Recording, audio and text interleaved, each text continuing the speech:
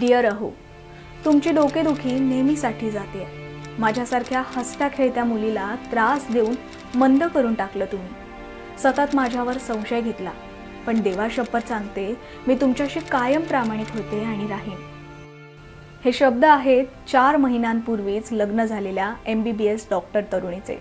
नात्यात संशय बळावल्यानंतर अवस्था काय होते याचं वास्तव दाखवणारी घटना छत्रपती संभाजीनगरात घडली आहे, ज्यात एका डॉक्टर तरुणीचा नाहक बळी गेलाय. अखेरची चिठ्ठी लिहितानाही या तरुणीचं नवऱ्यावर असलेलं प्रेम काही लपू शकलेलं नाही. आई वडिलांची माफी मागितली, सासू सासऱ्यांनाही प्रेम दिलं, पण नवऱ्याच्या स्वभावामुळे काय काय सहन करावं लागलं ते या तरुणीनं 7 पानी चिठ्ठीत मांडलेलं ऐकून तुमच्याही काळजाचं पाणी होईल. आत्महत्येच्या दिवशी नवऱ्यासोबत 20 वेळा कॉलवर बोलणं झाल्यानंतर प्रतीक्षा गवारे या तरुणीनं आयुष्य संपवताना काय लिहिलंय ते एकदा पाहू. डिअर अहो, खूप प्रेम केलं हो तुमच्यावर, जीवापाड केलं, स्वतःला विसरून गेले तुमच्यासाठी. माझ्यासारख्या हसत्या खेळत्या मुलीला त्रास देऊन मंद करून टाकलं तुम्ही. एका स्वावलंबी मुलीला डिपेंडंट बनवलं. खूप स्वप्न घेऊन लग्न केलं होतं तुमच्याशी. हे मला खूप जीव लावतील, काळजी करतील, करिअरमध्ये सपोर्ट करतील, आपली छोटीशी फॅमिली असेल. तुम्हाला मुलगा हवा होता ना, त्याचीच तयारी करत होते मी. गोंडस बाळ असतं आपलं जर आज ही वेळ आणली नसती तर. तुम्ही सांगितलं म्हणून सगळं सोडलं मी.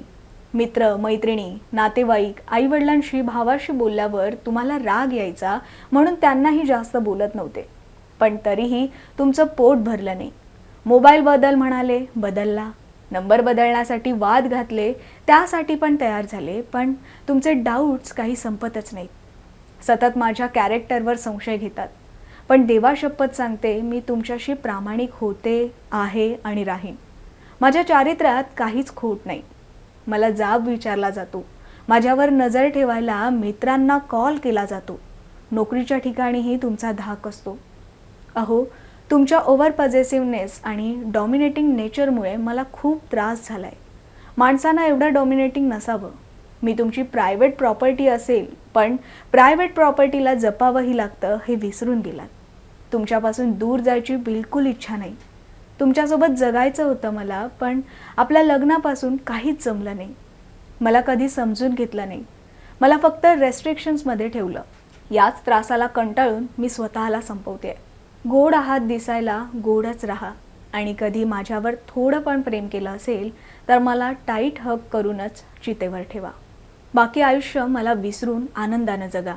मी गेल्यावर तुम्हाला नवीन सुंदर हुंडा देणारी बायको भेटेल, घराला सून भेटेल, पण माझ्या मम्मी पप्पांना मुलगी आणि भावांना बहीण नाही भेटणार. आता पश्चाताप करू नका. तुमची डोकेदुखी कायमची जाते. माझी कदर केली नाही, ॲटलिस्ट दुसऱ्या बायकोची करा आणि सुखी राहा. मम्मी पप्पा आणि कुणाल, तुम्हाला तर आयडियाही नाही मी असा काही निर्णय घेईन ते. पण तुम्हाला दिसला ना मला दिलेला त्रास. Sorry mummy papa, sorry Kunal. पण नाही जगावं वाटत रे असा चारित्र्याचा धब्बा घेऊन. माझं कॅरेक्टर एकदम प्युअर आहे. तुम्ही टेन्शन नका घेऊ. आणि पप्पा, ते त्यांच्या पोराला वाचवण्यासाठी खूप राजकीय दबाव टाकतील. त्यांच्या कलेक्टर जावयाची मदत घेतील. तुम्ही नका लढू. तुम्ही फक्त खुशीनं जगा. माझा न्याय मी स्वतः घेईन स्वामींकडून. एकमेकांना सांभाळा. कुणालचं लग्न मस्त करा. मी असेन तुमच्यासोबत नेहमीच. सासू सासऱ्यांची काळजी घेतली, कधी उलटसुलट बोलली नाही. त्यांनी पण मला जीव लावला, पण माझ्या कर्तव्याला तुम्ही दिखावा करते असं म्हटलं.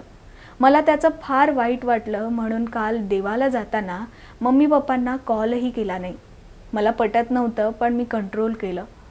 तुमच्यावर मी लग्नाअगोदर पैसा खर्च केला, तरी तुम्ही त्यातले पैसे आईवडिलांना लग्नाच्या खर्चासाठी दिले म्हणून वाद घातलात.